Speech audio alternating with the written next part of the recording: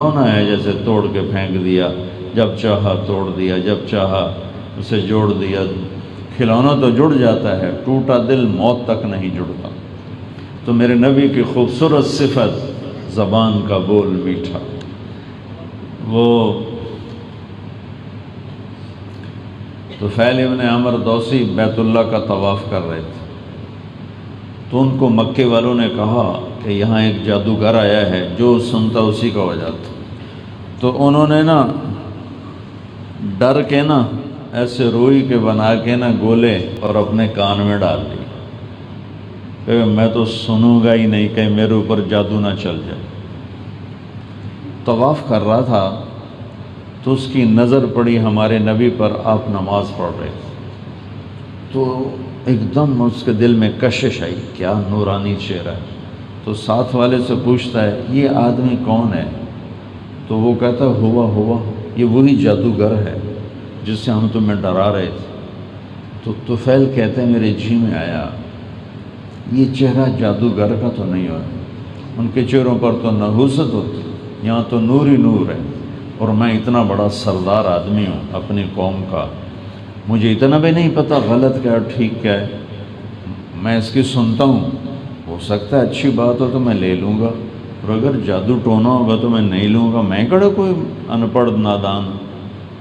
روئی نکالی، طواف پورا کر کے اور آ کے بیٹھ گیا اللہ کے نبی کے پاس۔ آپ نفل پڑھ رہے تھے، آپ نفلوں سے فارغ ہوئے تو کہنے لگا ما تقول یا محمد، اے محمد کیا بات کرتے ہو تم؟ تو آپ نے کہا ان الحمد للہ احمدہ واستعینہ واؤمن بہ واستغفرہ واتوکل علیہ اعوذ باللہ من شرور انفسنا ومن سیئات اعمالنا من یہدہ اللہ فلا مضل لہ ومن یضللہ فلا ہادی لہ۔ جو ہم خطبہ پڑھتے ہیں ان الحمد للہ احمدہ واستعینہ واؤمن بہ واتوکل علیہ من یہدہ اللہ فلا مضل لہ ومن یضللہ فلا ہادی لہ۔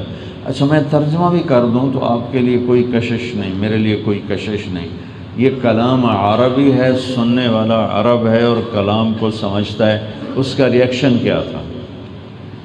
سب تعریفیں اللہ کی، اس کی تعریف کرتا ہوں، اس پہ توکل کرتا ہوں، اس کی مدد کا طلبگار ہوں، جسے ہدایت دے اسے گمراہ کوئی نہیں کرتا، جسے گمراہ کر دے اسے ہدایت کوئی نہیں دیتا۔ اور ترجمے میں کوئی آپ کے دل دماغ پہ کوئی جھٹکا لگے کچھ بھی نہیں، لیکن وہ عرب تھا، کلام عربی تھا۔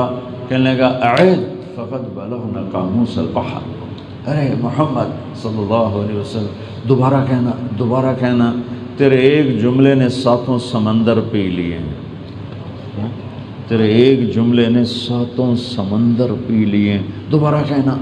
ہم نے کہا ان الحمد للہ احمدہ واستعینہ واؤمن بہ واتوکل علیہ من یہدہ اللہ فلا مضل لہ ومن یضللہ فلا ہادی لہ۔ کہنے کا ہاتھ بڑھا، مجھے ایمان کلمہ پڑھا۔ لا یقول الخنا، بھائیو سب سے زیادہ روزہ ہمارا گندا ہوتا ہے اس زبان سے، گالیاں، جھوٹ، غیبت، چغلی، شکایتیں، الزام، بہتان، جھوٹے دعوے، جھوٹی گواہیاں، جھوٹی باتیں اور لوگوں کی غیبت، لوگوں کا دل توڑنا، اس سے سب سے زیادہ روزہ خراب ہوتا ہے۔ اور صرف روزہ نہیں، پورا معاشرہ تباہ ہو جاتا ہے، پورا خاندان تباہ ہو جاتا ہے۔ تو روزانہ مجھے لڑائی جھگڑے سننے پڑتے ہیں فیملیز کے، تو جتنی لڑائیاں ہیں 99.9 یعنی اشاریہ 1 بیچ میں سے نکال دو، 99.9 لڑائیاں اس زبان کی وجہ سے، کہ نہ ادھر والوں کی زبان قابو میں ہے نہ ادھر والوں کی زبان قابو میں ہے، اور اس کا زہر ایسا ہے کہ کوبرے کی تو ویکسین تیار ہو گئی ہے، وہ لگاؤ تو اس کا اثر زائل ہو جاتا ہے۔ یہ جو اندر کوبرا بیٹھا نا، کالا ناگ، اس کا زہر جس کے اندر اتر جائے اس کے لیے آج تک کوئی ویکسین نہیں تیار ہو۔ تو میرے نبی کی کیا خوبصورت بات اللہ نے ہزاروں سال پہلے بتائی، لا یقول الخنا، وہ کبھی ایسا نہیں بولیں گے جس سے کسی کے دل کو دکھ پہنچے۔ اگلی بات جو چال پر میں نے بتایا تھا کہ اللہ پہ قربان جاؤں، اللہ نے ہمیں چلنا بھی سکھا کہ چلنا کیسے، لا تمش فی الارض مرحا انک لن تخرق الارض ولن تبلغ الجبال طولا کل ذلک کان سیئہ عند ربک مکروہا، یعنی میرے پاؤں بھی روزہ رکھیں، میں یہ بات کر رہا تھا، میرے ہاتھ روزہ رکھیں، غلط نہ تولو، اکثر تاجر بیٹھے ہو، غلط نہ تولو، محکموں والے غلط فائل پہ سائن نہ کرو، رشوت دو نہیں، رشوت لو نہیں، ہاتھ کا روزہ، پاؤں کا روزہ، وہ بتا رہا تھا۔ تکبر کی چال نہ چلو۔ اب سنو اپنے نبی کی تعریف سنو، سبحان اللہ۔ ہم خشک لکڑیوں پر چلیں، کتنا بھی احتیاط سے چلیں تو نیچے سے کوئی آواز آئے گی کہ نہیں آئے گی؟ کھڑکھڑ کھڑکھڑ کھڑکھڑ آواز آئے گی نہیں آئے گی؟ میرا اللہ کہہ رہا ہے کہ ایک ایسا نبی بھیج رہا ہوں جو عاجزی تواضع کا ایسا نمونہ ہو، بلندی کا ایسا نمونہ ہوگا کہ کعبہ قوسین او ادنیٰ، کہ آسمان بھی سکڑ جائیں گے، عرش بھی سکڑ جائے گا، اور حبیب اور محبوب اپنے سامنے ہو جائیں گے، مقام ایسا ہوگا۔ اور زمین پر وہ اتنا عاجز ہوگا کہ لو یمشی علی القصب الیابس لم یسمع من تحت قدمیہ من سکینتہ، وہ خشک لکڑیوں پر بھی چلے گا تو اتنی عاجزی سے چلے گا کہ لکڑیوں کی آواز نہیں آئے گی۔ واہ کیا کمال! کتنی احتیاط! خشک پتوں پر تو کوئی چڑیا بیٹھ جائے تو کھڑ کھڑ کی آواز آتی ہے، لیکن میرا رب اس نبی کی تعریف فرماتے ہوئے فرما رہا ہے کہ خشک لکڑیوں پر بھی چلیں گے تو آواز نہیں آئے گی، ایسی تواضع والا نبی ہوگا۔ یہ دو ہی باتیں آپ روزے میں لے لو، ایک زبان پہ کھاتے تو نہیں، اللہ کا فضل ہے، پیتے بھی نہیں، اللہ کا فضل ہے، ایک پابندی اور لگا دیں، اس سے جھوٹ نہیں بولنا، اس سے گالی نہیں دینی، اس سے غیبت نہیں کرنی، اس سے کسی کو دل توڑنے والی بات نہیں کرنی ہے۔ لوگوں کے میرے نبی نے یہاں تک فرمایا فَإِذَا صَابَكَ أَحَدٌ، اگر کوئی تمہیں ماں بہن کی گالی بھی دے، اگر کوئی تمہیں ماں بہن کی گالی بھی دے تو تم کہنا انی صائمٌ، بھائی میرا روزہ ہے، میں جواب نہیں دے سکتا، میرا روزہ ہے۔ یہ اتنی بڑی دولت ہے جن بھائیوں نے رکھا ہوا ہے، خوش قسمت ہیں کہ ایک بہت بڑا فریضہ میرے اللہ کا ہماری طرف متوجہ ہے، اور اللہ کا شکر ہے کہ امت اس کو رکھ رہی۔ کچھ اور ہیں، کچھ غافل اب بھی ہیں جو نہیں رکھ رہے، لیکن میرے بھائیوں بہت بڑا فریضہ اسلام ہماری طرف متوجہ ہے۔ اور یہ صیام اور صوم کا میں نے آپ کو فرق بتایا۔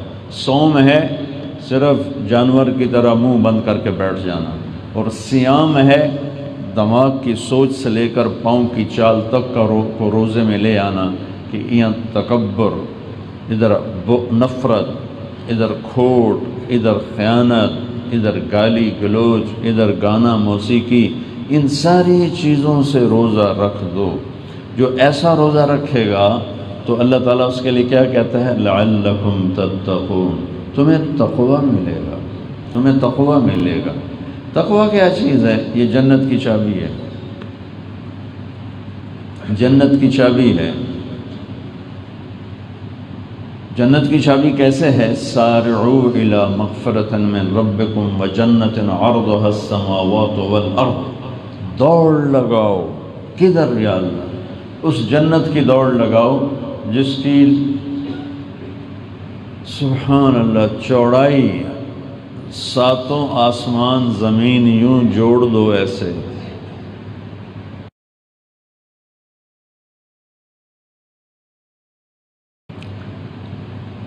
جہاں جا کر یہ ختم ہو، لمبا ہوتا ہے، عرض چھوٹا ہوتا ہے، تو اللہ تعالیٰ کہہ رہا ہے طول میں تو ان کی دساں تو سمجھ نہیں آنا، میں تمہیں وہ جنت کی چوڑائی بنتی ہے۔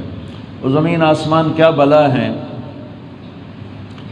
زمین تو چلو ہماری چھوٹی سی ہے، آسمان کیا چیز ہے۔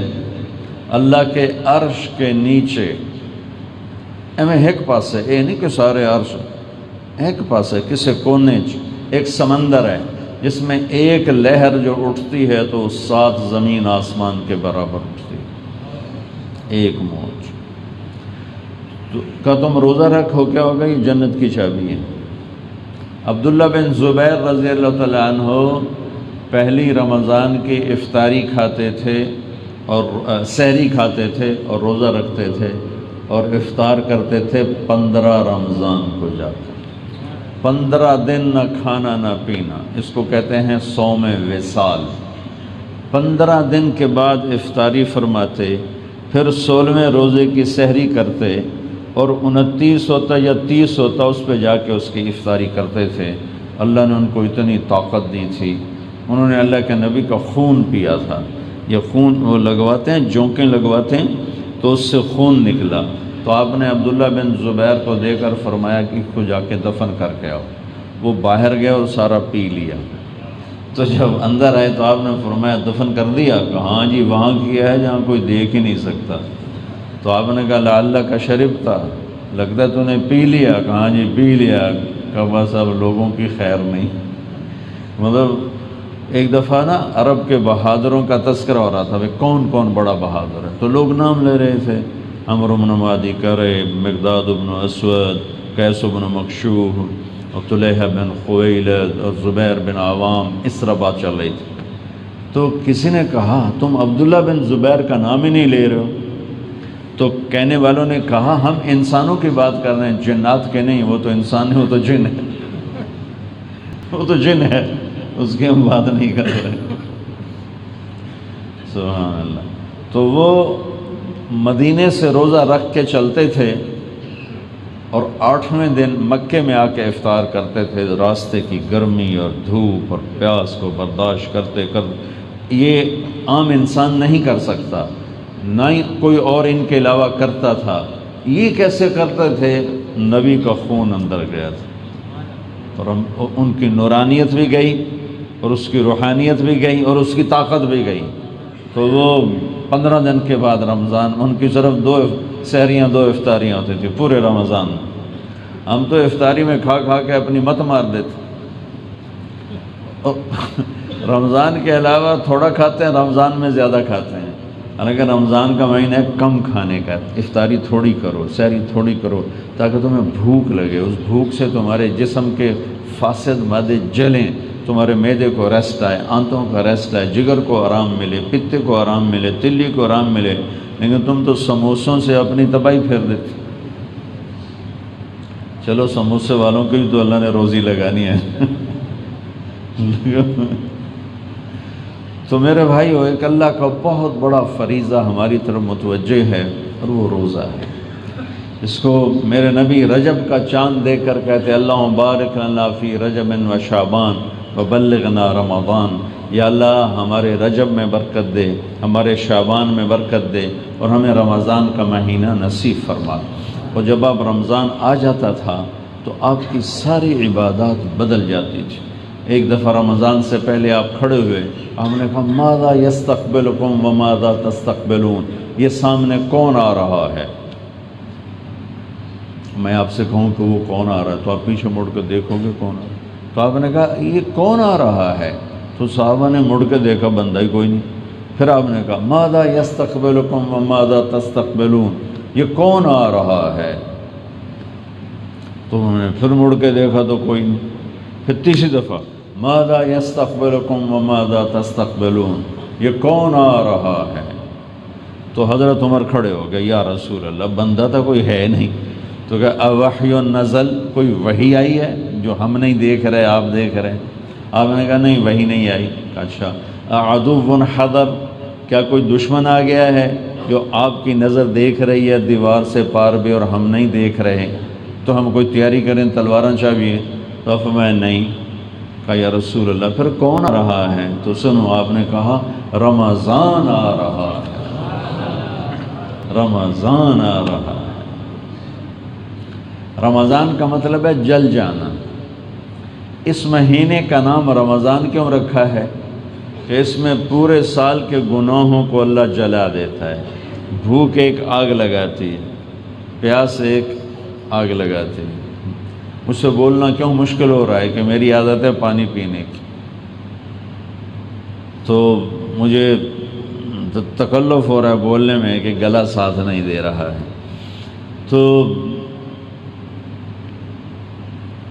کیا ہوتا ہے جب بھوک لگتی ہے اور جب پیاس لگتی ہے تو ایک حرارت پیدا ہوتی ہے، خالی مشین چلتی ہے تو رگڑ پیدا ہوتی ہے، اس میں آئل ہو گریس ہو تو پھر وہ رگڑ نہیں ہوتی، تو اس سے ایک آگ پیدا ہوتی۔ پچھلے 330 دنوں کے گناہ، 11 مہینے 11 یا 33، 330 دنوں کے گناہوں کو اللہ ایک ایک کر کے اس روزے کی بھوک کی آگ میں ڈالتا ہے اور جلاتا ہے، ڈالتا ہے جلاتا ہے۔ کپڑا دھلتا ہے پانی سے، لوہا اور دھات کو دھویا جاتا ہے آگ سے، گناہوں کو بھی اللہ دھوتا ہے روزے دار کے روزے کی بھوک کی آگ سے۔ تو روزانہ یوں بھٹی میں گناہ جاتے ہیں اور یہ صاف ہوتا ہے، جاتے ہیں 29ویں روزے یا 30ویں روزے اللہ اس کو ایسے کر دیتا ہے جیسے ماں کے پیٹ سے نکلا۔ جیسے اب یہ راڈ پرانا سا ہے تو ادھی کلی بھی کروا لے، تو اس کی کوئی کلی کروا لے تو وہ ایک دم چمکدار ہو جاتا ہے۔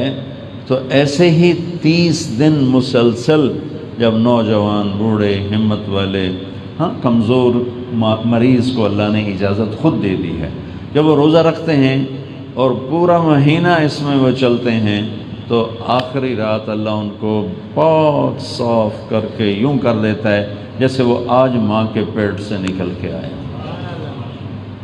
سبحان۔ اور ایک اور حدیث، میں کئی دنوں سے رمضان بیان کر رہا ہوں لیکن یہ حدیث ایک دفعہ بھی بیان نہیں ہوئی، ابھی آپ کی برکت سے یاد آئی۔ عملان موجبان وعملان بامثالہما وعمل الى 10 امثالها و700 ضعف وعمل لا يعلم ثواب عاملہ الا اللہ۔ میرے نبی نے فرمایا 2 عمل ایسے ہیں جن کی جزا واجب ہے۔ من مات یؤمن باللہ دخل الجنہ، جو کلمہ پڑھ کے مر گیا وہ جنت میں جا کے رہے گا، جنت میں جا کے رہے گا۔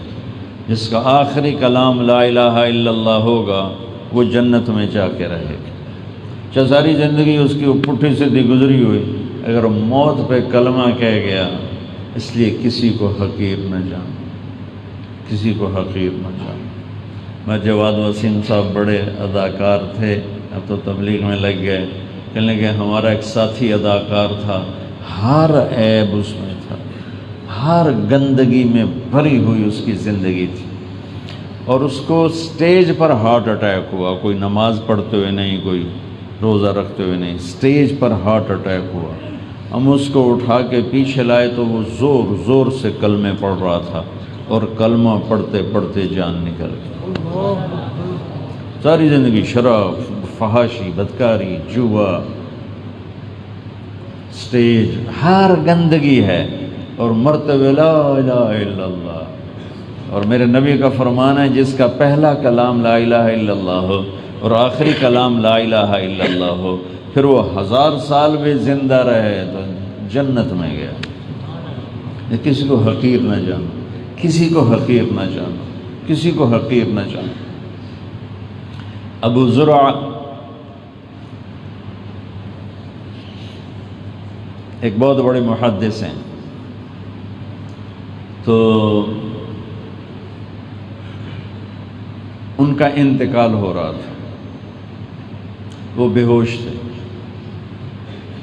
تو اب قریب محدثین بیٹھے تھے، وہ ہوش میں ہوتے تو کہتے جی کل لا الہ الا اللہ، وہ تو بے ہوش پڑے ہوئے ہیں۔ اب سب کی تمنا ہے کہ اتنا بڑا وہ ایسے امام تھے حدیث کے، وہ فرماتے تھے مجھے 1,00,000 حدیث اس طرح یاد ہے جیسے تمہیں قل ہو واللہ یاد ہے۔ 1,00,000 حدیث مجھے ایسے یاد ہے جیسے تمہیں قل ہو واللہ یاد ہے۔ تو ان کے ساتھ بیٹھے تھے منذر بن شازان اور ابو حاتم۔ تو اب ایک حدیث ہے من کان آخر کلامہ لا الہ الا اللہ دخل الجنہ، یہ حدیث ہے۔ تو ادھر جو محدث بیٹھے تھے نا انہوں نے اس حدیث کی سند پڑھی، حدثنی ضحاک بن مخلد عن ابی عاصم عن عبد الحمید بن جعفر عن صالح بن ابی غریب، اور چپ ہو، ادھر بیٹھے تھے، کان میں آواز گئی، شعور بے ہوش ہوتا ہے، لا شعور بیدار ہوتا ہے۔ ادھر جو بیٹھے تھے انہوں نے اس حدیث کی سند پڑھی، حدثنی بندار قال حدثنی ابو عاصم عن عبد الحمید بن جعفر عن صالح بن ابی غریب۔ آدھی سند حدیث کی پڑھ کے یہ بھی چپ ہو گئے، یہ بھی چپ ہو گئے۔ جو بولتے رہو گے نا مرتے ہوئے وہی یاد آئے گا، جو بولو گے وہی موت پہ یاد آئے گا۔ اب یہ بے ہوش پڑے ہیں لیکن ادھر آواز گئی لا شعور میں، شعور بیدار نہیں ہوا، شعور بے ہوش تھا، اور ابو زرع کی زبان حرکت میں آئی، حدثنی ابو عاصم عن عبد الحمید بن جعفر عن صالح بن ابی غریب عن کثیر بن مرۃ الحضرمی عن معاذ بن جبل قال قال رسول اللہ صلی اللہ علیہ وسلم من کان آخر کلامہ لا الہ الا اللہ دخل الجنہ، اور ساتھی جان نکل گئے۔ عملان موجبان، دو عمل کی جزا واجب ہے، کلمے پہ مر گیا تو جنت ہے۔ اس لیے میں جب اللہ تعالیٰ نور جہاں کی بخشش کرے، میں کوئی اس کا وکیل نہیں ہوں، اس نے بڑی اچھی زندگی گزاری، اچھی زندگی نہیں گزاری لیکن کریم ذات سے واسطہ ہے، پتہ نہیں کون سی ادا پسند ہے، اور اللہ کہ جاؤ معاف کیے۔ ایک بدو آیا، یا رسول اللہ قیامت کے دن حساب کون لے گا؟ آپ نے کہا اللہ۔ کہنے کہ پھر تو موجوں ہو گئی، موجوں ہو گئی۔ آپ نے کہا کیڑی گل نہیں موجوں ہو گئی؟ کہا سخی بادشاہ نبتے بھی چھڑ دیندہ ہوتا ہے، سخی بادشاہ نبتے بھی چھڑ دیندہ ہے۔ اور دوسرا فرمایا کہ جو شرک پہ مر گیا اس کی جزا جہنم واجب ہے، جو کلمے پہ مر گیا اس کی جنت واجب ہے، اور جو شرک پہ مرا اس کے لیے جہنم واجب ہے۔ اور عملان بامثالہما، دو عمل ایسے ہیں جن کے برابر جزا ہے، سزا ہے۔ نیکی کا ارادہ کرے گا تو ایک نیکی لکھی جائے گی، گناہ کرے گا تو ایک گناہ لکھا جائے گا۔ اور نیکی کے ارادے پر ایک نیکی، گناہ کرنے پر ایک گناہ۔ اور عمل بعشر امثالها الى 700 ضعف، اور نیکی کو کر لینے کے بعد، نیکی کا ارادہ کیا ایک نیکی، جب نیکی کر لی تو 10 گنا سے لے کر 700 گنا تک اس کا اجر ملتا ہے۔ اب آپ نے کہا ایک عمل ایسا ہے جس کی جزا صرف اللہ دے گا، اللہ کے سوا کوئی نہیں جانتا۔ وعمل لا يعلم ثواب عاملہ الا اللہ، ایک عمل وہ ہے جس کی جزا اللہ کے سوا کوئی نہیں جانتا، اور وہ روزہ ہے۔ روزہ بھائیو، جنہوں نے نہیں رکھا ہوا اللہ کے واسطے تھوڑی بھوک پیاس برداشت کر لیں، بیماری ہے تو الگ بات، بھوک پیاس برداشت کر لیں، انشاءاللہ اللہ اپنے ہاتھوں سے پلائے گا۔ ایک باب الریان، جنت کے 8 دروازے ہیں، 8، اس میں ایک دروازے کا نام ہے باب الریان، اس میں روزے دار جنت میں جائیں گے، دوسرا کوئی نہیں جائے گا۔ ایک صبح کا روزہ ہے، نفل روزے پہ کیا ملتا ہے؟ میرے نبی کا فرمان ہے نفلی روزے پر اگر 7 زمینیں سونے سے بھر کے دے دی جائیں، 7 زمینوں میں سونا ہوئے بھرے ہویا اور آکھیا جاؤ جناب مولوی شاہ صاحب تسی یہ نفل روزہ رکھے ہے تے اے سارا سونا تانوں گفٹ ہے، تھوڑے روزے دا بدلہ ہے، تو میرے نبی فرماتے ہیں 7 زمینیں سونے سے بھری ہوئی روزے کا بدلہ نہیں بن سکتی، روزے کا بدلہ اللہ ہی دے گا۔ تو فرض روزے کا کیا حال ہوگا؟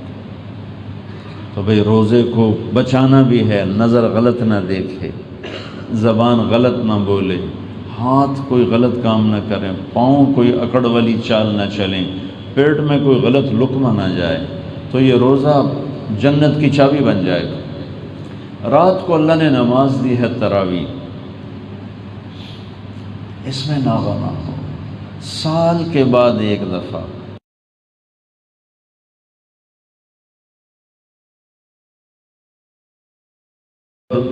افطاری اور تراویح پڑھنے کا آسان طریقہ بتاتا ہوں۔ سحری پہ حملہ نہ، افطاری پہ حملہ نہ کرو، کھاؤ، حملہ نہ کرو۔ سمجھتے ہو نا حملہ نہ کرو؟ اگر نہیں سمجھتے تو کسی دسترخوان پہ بیٹھ کے دیکھ لو کہ افطاری کیا ہو رہی ہے۔ وہ افطاری نہیں ہوتی، حملہ ہوتا ہے، حملہ، ڈھو ڈھو ڈھو، اور ایسے بے وقوف ہیں اپنے اوپر ہی حملہ کرتے ہیں، گلاسوں پہ گلاس شربت چڑھا جاتے ہیں، یہ پیپسی 7 اپ چڑھا جاتے ہیں، اندر میں پیس ٹھوکتے ہیں، سموسے ٹھوکتے ہیں، پکوڑے ٹھوکتے ہیں، پوڑیاں ٹھوکتے ہیں، پتہ نہیں کی بلائیں پھر پے اندر مجھ طرح ہوں نہ نماز ہی نہیں پڑھنی، نہ تراویح کتوں پڑھنی، انہوں کو تو ہلیا نہیں جاتا تو تراویح کیسے پڑھے گا؟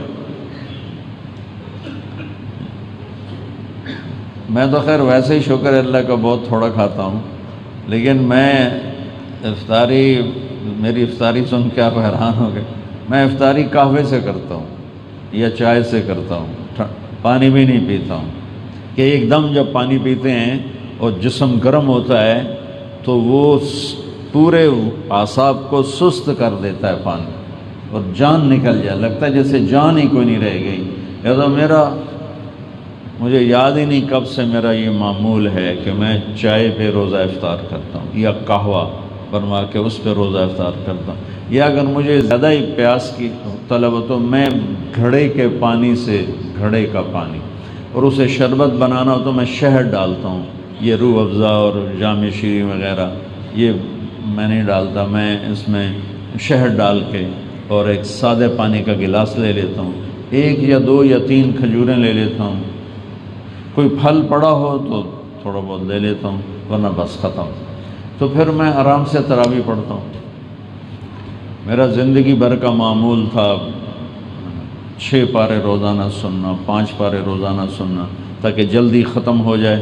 پھر میرے سفر ہوتے ہیں تو سفروں میں پھر تراویح میں قرآن سننے کا موقع نہیں ملتا، تو اب مصروفیت کی وجہ سے 3، سر میں درد ہو تو 2، تاکہ میرا قرآن ختم ہو جائے، قرآن نہ رہے، تو وہ کوئی تکلیف نہیں ہوتی سننے میں۔ لیکن جیسے ہم لوگ ماشاءاللہ افطاری پہ فائر کرتے ہیں، وہ تو لگتا ہے ہندوستان دی جنگ لگ گئی، تو یہ نہ کرو، ہلکی سی افطاری۔ تم نے چلو سموسا کھانا ہے تو 1 کھا لو، چھوٹا سا کو لے لو منہ کا ذائقہ بنانے کے لیے، پھر آپ تراویح دیکھو گے آرام سے آپ پڑھو گے، چاہے حافظ صاحب 2 پڑھے چاہے 3 پڑھے، اور عام طور پر رات ہم نے 2 پارے پڑھے، 1 گھنٹہ 5 منٹ لگا، تو ایسے خوف ہوتا ہے، وی تراویاں، گھر جا کے کیا کرتے ہو؟ 8 پڑھ کے چلے جاندے ہو، کیا کرتے ہو؟ ایویں جا کے بہ جاندے ہو، تو وہی اللہ کو سجدہ کر لو، سال کے بعد کہتا ہے آ جا۔ اور تراویح میں دیتا کیا ہے وہ؟ میرے نبی کا فرمان ہے تراویح کے ہر سجدے پر 1500 نیکی، 1500، 40 سجدے 60,000،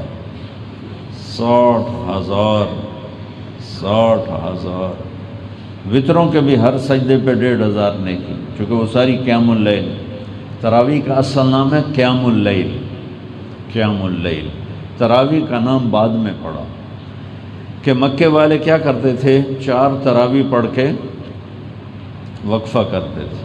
کیا کرتے تھے؟ طواف کرتے تھے.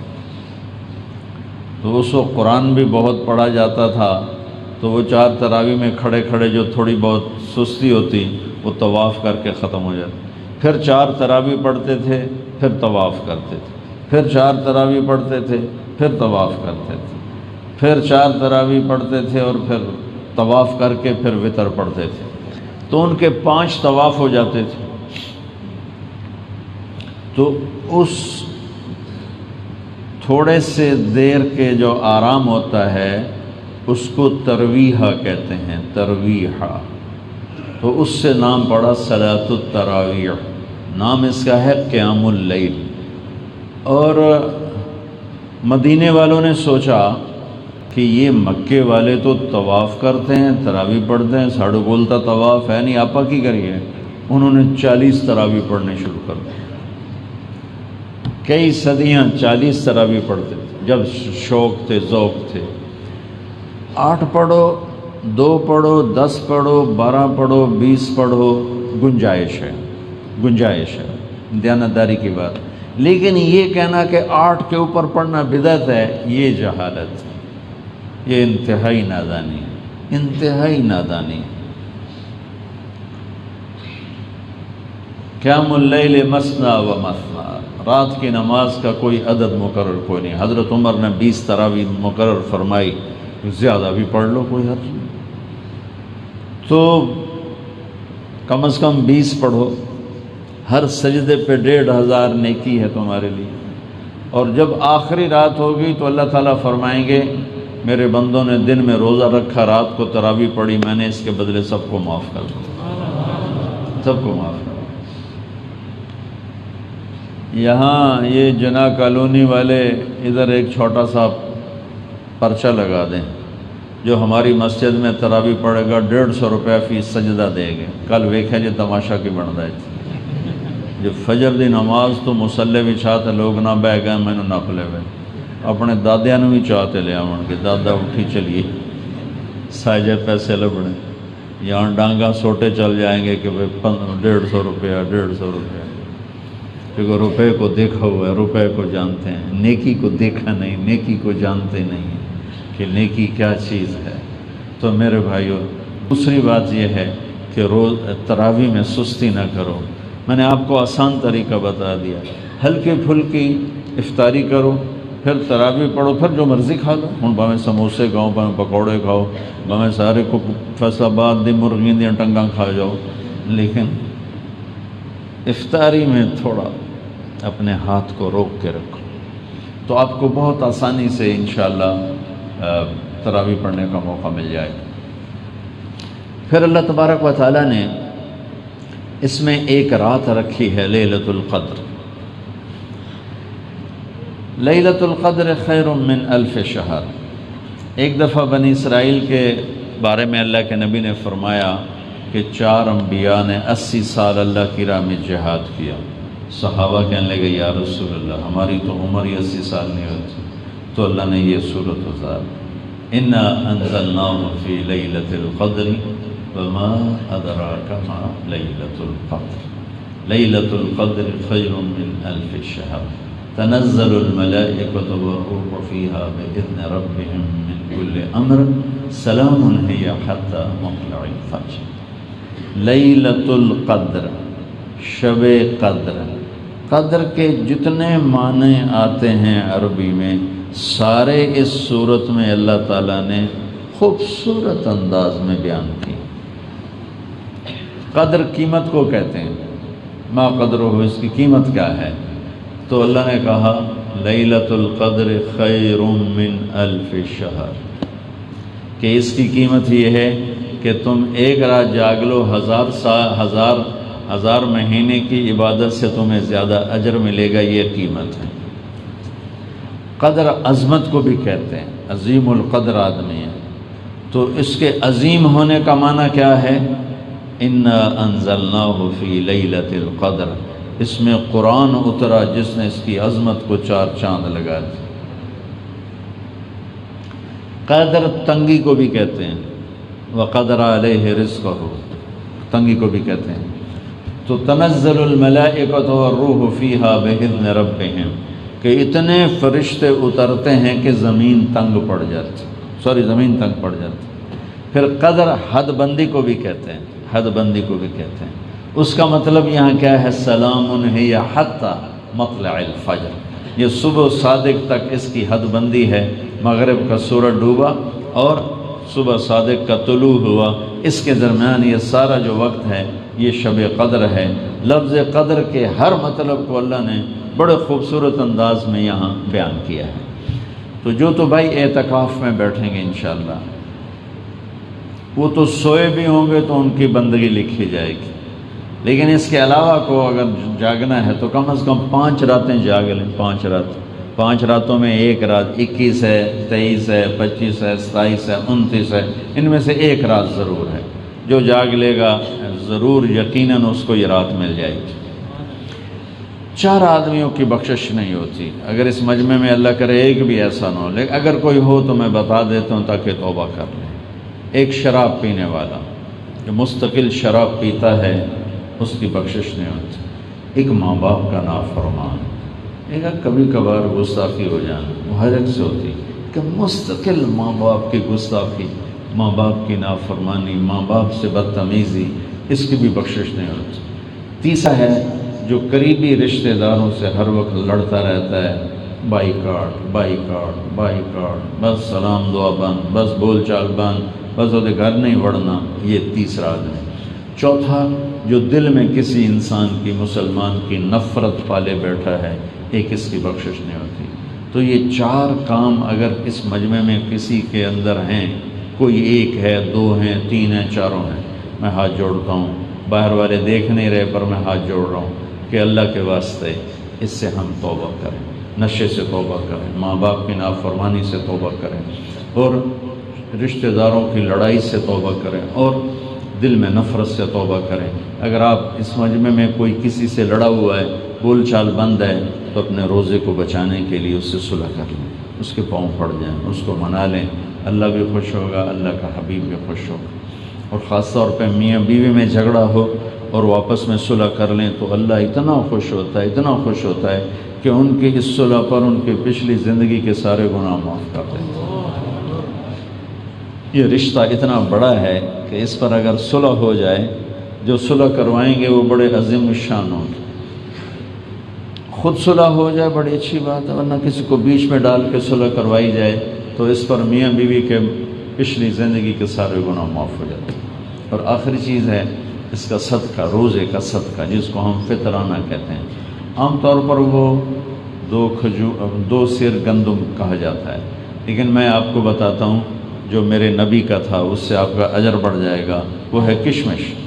3 کلو کشمش، 3 کلو کشمش دو گے تو 1500 روپیہ بنے گا۔ کشمش کے مساوی پیسے، 3 کلو کے پیسے 1500 بنتے ہیں۔ یہ ہو سکتا ہے اس سے بھی زیادہ ہو یا تھوڑے سے کم ہوں۔ تو اگر ایک گھر میں 4 افراد ہیں تو وہاں سے 6000 روپیہ کسی غریب کے پاس جائے گا تو اس کی عید بھی اچھی ہو جائے گی، کپڑے بھی لے لے گا۔ اور اسی گھر سے اگر 800 روپیہ جائے گا تو 800 روپیہ نال تو سبزی بھی نہیں پکا سکتے۔ تو اس لیے جو مالدار لوگ ہیں وہ روزے کا صدقہ، جس کو ہم فطرانہ کہتے ہیں، وہ ادا کریں کشمش کے حساب سے یا کھجور کے حساب سے۔ باقی گندم سے بھی ادا تو ہو جائے گا، لیکن سخی بننا ہے، اللہ کو راضی کرنا ہے، غریب کی دعا لینی ہے تو پھر اس سے ادا کرو کشمش کے لحاظ سے۔ اور بھائی اب پہلا عشرہ شروع ہے، ابھی دوسرا بھی آئے گا، تیسرا بھی آئے گا۔ اللہ نے ہمیں یہ تبلیغ کا مبارک کام دیا ہے۔ میں آپ سب سے کہتا ہوں کہ آپ سارے بھائی کم از کم 3 دن اس مہینے میں ضرور لگا لو، چاہے پہلے 10 دن، چاہے درمیانی 10 دن، چاہے آخری 10 دن، تو اس کی یہاں بیٹھے بیٹھے نیت تو کر لو، ٹھیک ہے؟ کرتے ہو؟ آخری بات، مبارک مہینہ شروع ہو چکا ہے، اللہ کا عرش پہلے آسمان پہ آ چکا ہے، جنت کے دروازے کھل چکے ہیں، جہنم کے دروازے بند ہو چکے ہیں، اور میرے مولا کی طرف سے اعلان ہو رہا ہے، کوئی توبہ کرنے والا ہے تو آؤ، کوئی مانگنے والا ہے تو آؤ۔ اور ایک فرشتہ اعلان کرتا ہے اے اچھائی کے کرنے والے مبارک ہو اور آگے بڑھا، اور دوسرا فرشتہ اعلان کرتا ہے اے برائی کے کرنے والے بس کر اور واپس آ جا، واپس آ جا۔ تو بھائی ہم سب گناہ گار مسلمان بیٹھے ہیں، ہم میں کوئی معصوم نہیں، پاک نہیں، تو میں اب سب سے ہاتھ جوڑ کے کہتا ہوں کہ اب ہم سارے مل کر اکٹھے اللہ کی بارگاہ میں توبہ کر لیں۔ تو نیت کرتے ہو سارے بھائی؟ تو میرے ساتھ کہو یا اللہ میری توبہ، یا اللہ میری توبہ، یا اللہ میری توبہ۔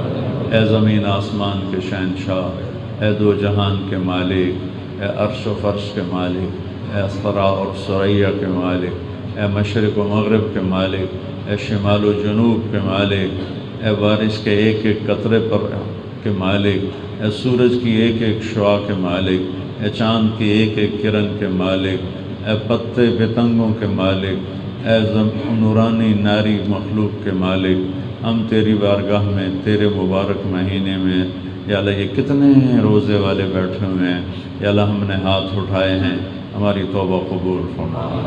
یا اللہ ہم اپنے بارے میں بھی توبہ کرتے ہیں اور پوری امت کے بارے میں توبہ کرتے ہیں، پوری امت کی توبہ قبول فرما، ہمارے صغیرہ گناہ معاف فرما، کبیرہ گناہ معاف فرما۔ یا اللہ پوری امت کے صغیرہ کبیرہ معاف فرما، خاص طور پر وہ گناہ میرے مولا جس پر ناراض ہو کر پوری امت مصائب کا شکار ہے، فتنوں کا شکار ہے، گھر سے بے گھر ہے، در سے بے در ہے، بچے بچیاں یا اللہ رل گئے ہیں، عزتیں نیلام ہو گئی ہیں، خون پانی کی طرح بہہ رہا ہے، ہمارے وہ گناہ معاف فرما دے اور ہمیں اپنا بنا لے یا اللہ۔ ہم بڑے گناہ گار ہیں پر تیرے حبیب کے امتی ہیں، ہم بڑے گناہ گار ہیں پر تجھے وحدہ لا شریک مانتے ہیں، ہم بڑے نافرمان ہیں یا اللہ پر تیرے حبیب کو تیرا نبی اور آخری نبی مانتے ہیں یا اللہ۔ ہم بڑے نافرمان ہیں پر تیری جنت کو حق جانتے ہیں، تیری جہنم کو حق مانتے ہیں۔ تو جس کو پکڑے وہ بھی حق ہے، تو جس کو چھوڑے وہ بھی حق ہے۔ اور یا اللہ ہم تیرے ملائکہ پہ ایمان لائے، تیری کتابوں پر ایمان لائے، آدم علیہ السلام سے لے کر ہمارے نبی پاک صلی اللہ علیہ وسلم تک تمام نبیوں پہ ایمان لائے۔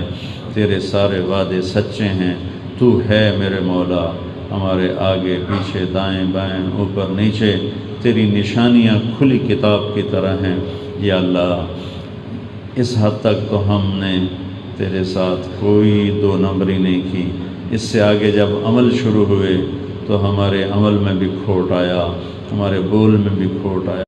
دے ہماری زبان کا بول میٹھا کر دے، ہمارے گھروں میں سکون پیدا کر دے، ہمارے بازاروں میں جھوٹ ہے، سود ہے، کھوٹ ہے، ملاوٹ ہے، چور بازاری ہے اور گالی گلوچ ہے اور ادھار ہے یا اللہ۔ ہمارے بازاروں کو نقد پہ لے آ یا اللہ، ہمارے بازاروں سے ادھار کو مٹا دے، ساری تجارت کو نقد پہ لے آ، ہماری تجارت کو سٹے سے پاک کر دے، جوئے سے پاک کر دے، سود سے پاک کر دے، جھوٹ سے پاک کر دے، بددیانتی سے پاک کر دے، وعدہ خلافی سے پاک کر دے یا اللہ۔ ہر وہ طریقہ جو تیری شریعت میں حرام ہے وہ اس وقت ہمارے بازاروں میں چل رہا ہے، اسے یا اللہ تم مٹا دے۔ اور اپنے نبی، تیرے نبی نے تجارت کی میرے مولا، تیرے نبی کے ساتھیوں نے تجارت بھی کی، زراعت بھی کی یا اللہ۔ تو ہمیں اپنے نبی والی تجارت عطا فرما، ہمارے صحابہ والی تجارت عطا فرما، صحابہ والی زراعت عطا فرما۔ جتنے بھائی بہن روزہ رکھے ہوئے ہیں سب کے روزے قبول فرما، جو ابھی تک غافل ہیں اپنے دریائے رحمت سے ان کی غفلت دور فرما، جو حرمین میں پہنچ گئے یا اللہ ان کا وہاں ان کی حاضری، ان کے طواف، ان کے عمرے، ان کا اعتکاف قبول فرما۔ اور یا اللہ جو یہاں موجود ہیں ان کے روزوں کو بھی قبول فرما، ہماری اس مسجد کو، مدرسے کو آباد، شاداب، خوشحال، نہال فرما، اس پورے محلے کو اپنی رحمتوں سے نواز، پورے شہر کو اپنی رحمتوں سے نواز۔ میرا پورا ملک یا اللہ سازشوں کی آماجگاہ ہے، جکڑا ہوا ہے، ساری دنیا کا باطل ہمیں برباد کرنا چاہتا ہے، ہمیں مٹانا چاہتا ہے یا اللہ۔ ہم اپنے آپ کو، اپنی جان کو، مال کو، عزت کو، آبرو کو، دنیا کو، آخرت کو تیرے سپرد کرتے ہیں یا اللہ۔ ہماری حفاظت فرما یا اللہ، ہماری حفاظت فرما۔ یہ جتنے لوگوں نے ہاتھ اٹھائے ہوئے ہیں یا اللہ ان کے دلوں میں بے شمار درد بھرے ہوئے ہیں، یا اللہ ان سب پر پھنبا رکھ دے، اور سب کی یہ درد دور فرما دے، سب کو خوشحال فرما دے، اور یہاں اٹھنے سے پہلے پہلے ہمارے سارے گناہ معاف فرما دے۔ جو ایمان پہ تیرے پاس آئے ہوئے ہیں ان کے درجے بلند فرما، جب ہمارے جانے کا وقت آئے تو ایمان پہ خاتمہ نصیب فرما۔ وصلی اللہ تعالی النبی الکریم، آمین۔ سنتیں ادا